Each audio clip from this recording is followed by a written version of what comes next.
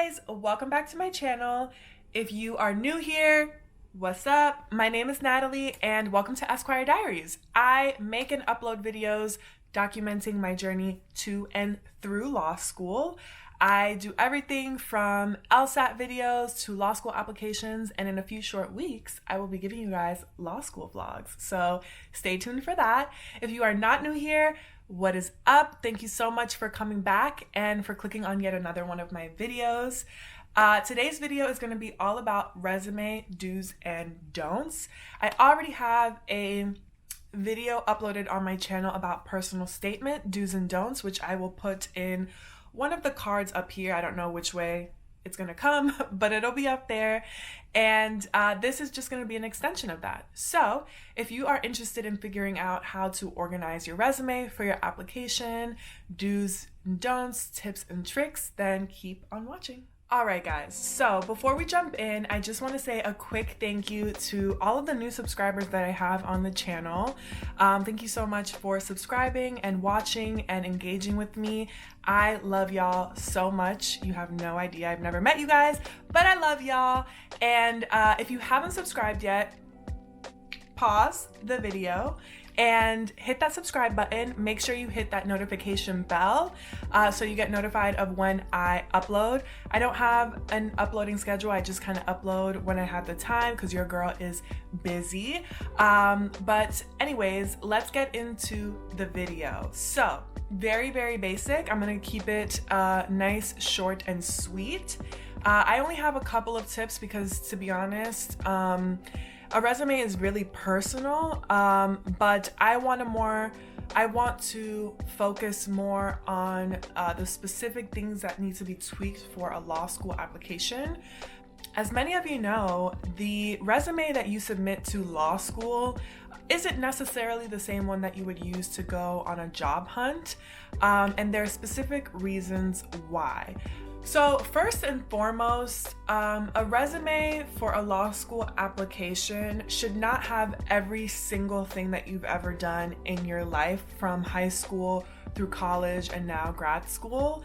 And that's because not all of that is relevant. So that would be my first tip, is to look at your existing resume and see what you can take out, what's no longer relevant. And I can tell you right now, if there's anything from high school, you working at an ice cream shop part-time in high school or college, take her out because that's not really relevant, and you really want to make space for the things that are relevant. And that takes me to my next point. If you are applying to law school and you are in my age range, like lower 20s, you've gone to high school, college, and now you're going into law school or grad school, your resume should really only be 1 page long. And that means you really have to look at your resume, curate it, and take things that should no longer be there. So things that should no longer be there are like high school clubs, like drama club, things like that. They don't need to be there anymore. I would say keep your resume to college and beyond. And if you have any interesting internships, part-time jobs, or organizations from your college experience, definitely put those on there. I'm gonna get to how to organize it in just a bit. How do you use a template for your resume? Now, I'm not really a fan of templates because I've had really bad experiences with them. Sometimes you save it as a PDF or whatever, and I have sent it off to, positions that I've wanted to apply to, and they'll open it and get back to me and tell me that it was all messed up. Can I send a new one? So I do not use templates anymore because that's happened to me many, many a times, and ain't nobody got time for that. I more so look at existing templates like in Word, Microsoft Word, and then I make my own. I don't do anything crazy. I don't like to distract a lot from the content of the resume with like colors and like graphics and things like that. I really keep it very, very simple. I literally have just lines separating each section of my resume, and then my name and my contact information is really, really big at the top. in the center. So it's really, really simple. So I have my resume split up into 5 sections, and the first section is a summary. The second section is education. The third section is work experience. The fourth section is leadership experience. And then the final section, number 5, is additional skills. Now, before I get into the different sections, I do just want to point out, if you don't know this already, or if maybe you just freshly started your law school journey, the LSAT profile will tell you this, the application will tell you this, but some people sometimes miss it. And that is that every document that you submit with your application should have your full name and LSAT ID number in a header at the top of each document. So that's something that I didn't know until I was literally compiling my application in the moment. And it's really, really important because, you know, sometimes technology fails us and, you know, things happen. And if a document gets separated from your application, whoever is looking at it can just look at the header, see your name and the LSAT ID number, and put it back with the rest of your application. So that's really, really important. So don't forget to do that. It's just a simple header at the top, nothing fancy, and also paginated. Okay? Now, on to the different sections of the resume. As I said, my first section is a summary. And I never used to do a summary, but for some reason I did it for my law school application because I thought it's kind of like an opportunity to describe yourself, and why not take advantage of that opportunity to differentiate yourself from the group. So it's not a long summary. Do not make it a long summary. It's literally like 2 to 3 sentences. Section number 2 is education. I would not put anything except college on there on the resume, because when you do your application, when you start an application in your LSAT profile, you will see, every application does this, you'll see that it asks you to input the name of your high school and the degree that you were awarded from that institution. And it also does it for college as well. So it's kind of redundant to put that on your resume, and it just takes up more space that you need. The education one is pretty much self-explanatory. You put the name of your institution, the degree that you were awarded and when you were awarded it. And I put also any honors or awards that I got under it that I graduated with, and obviously the date. Nothing fancy. Section number 3 is work experience. This is the section that you need to pay close attention to.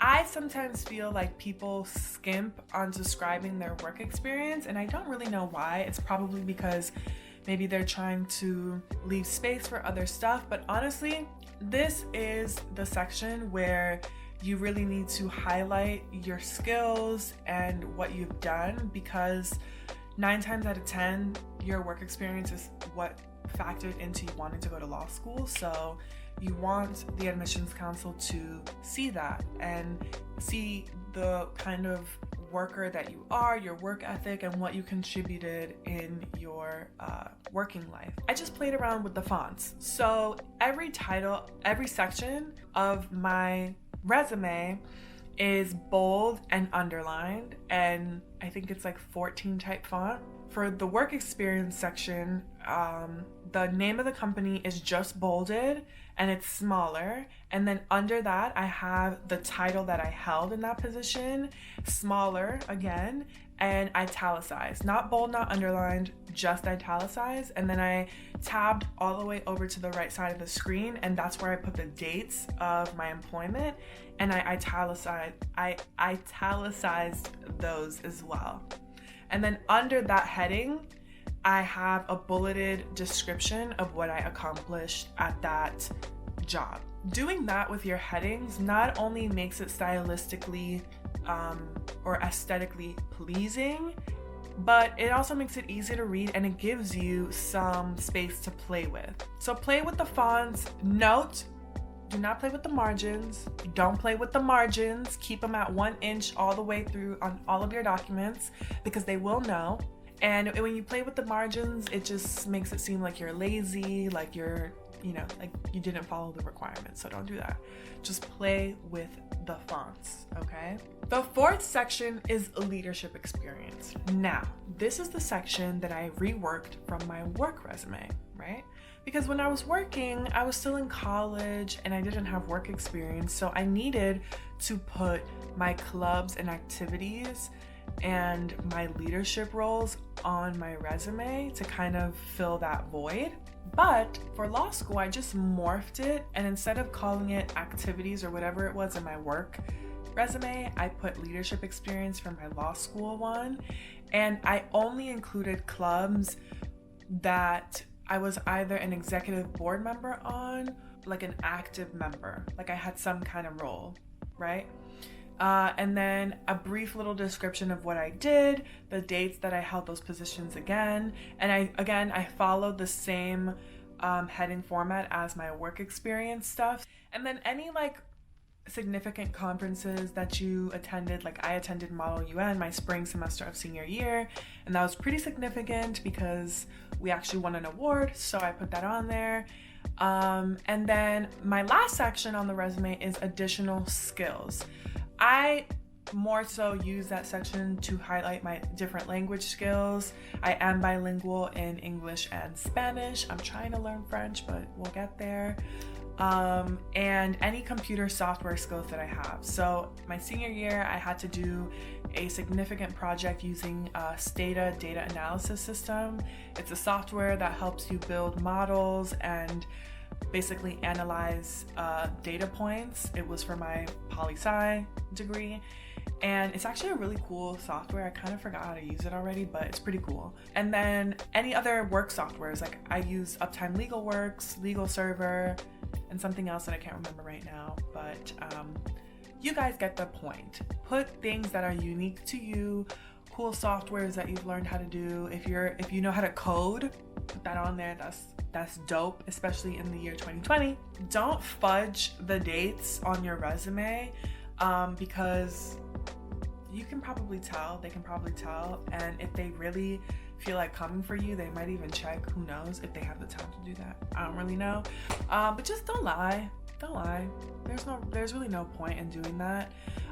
Double check your dates, make sure that it's right.